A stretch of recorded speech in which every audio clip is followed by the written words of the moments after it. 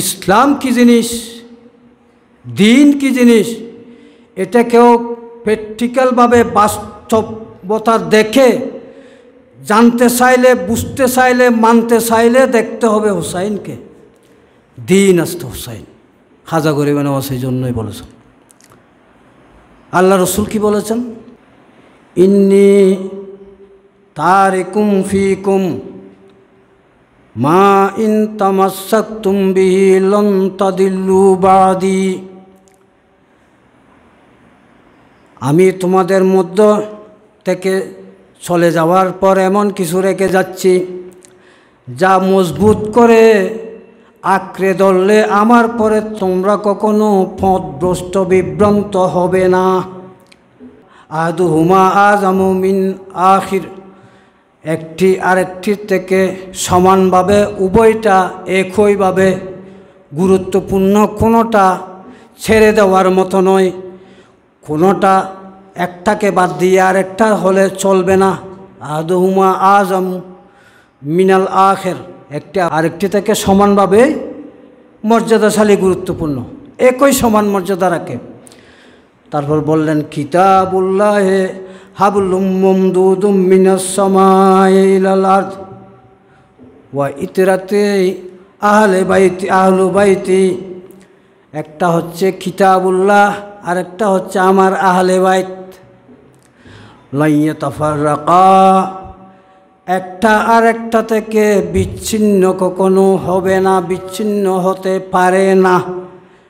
একটা আর একটা থেকে বিচ্ছিন্ন না হলে তো একটা ধরার সুযোগ নেই, দুটাই ধরতে হবে। কেউ একটা ধরলে আরেকটা বাদ দিলে একটাও ধরা হবে না।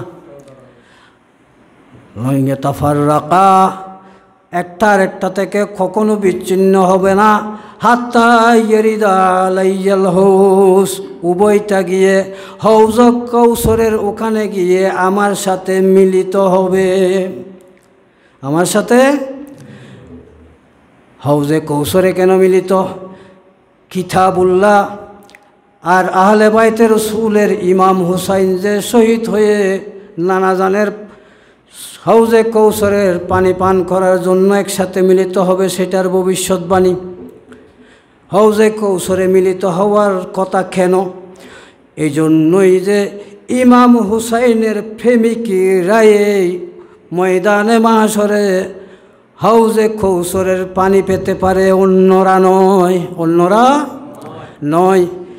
যেখানে ইমাম হুসাইন আর কিতাবুল্লাহ আছে, হাউজে কৌসর সেখানেই আছে।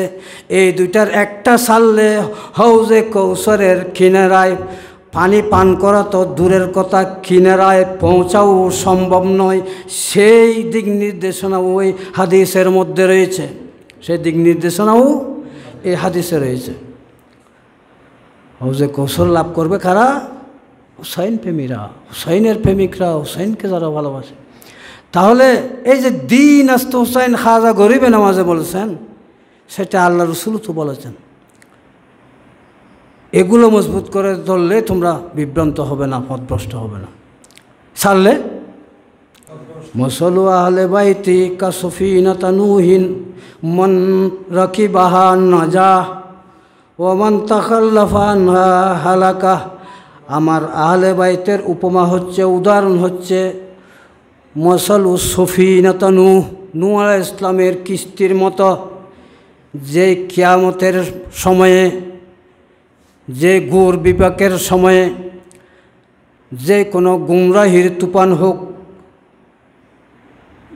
যেই আহলে বাইতের কিস্তির মধ্যে আরোহণ করবে সেই মুক্তি পাবে।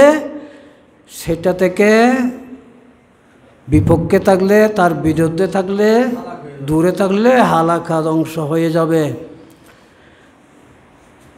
তাহলে দিন কে? দিন আস্তে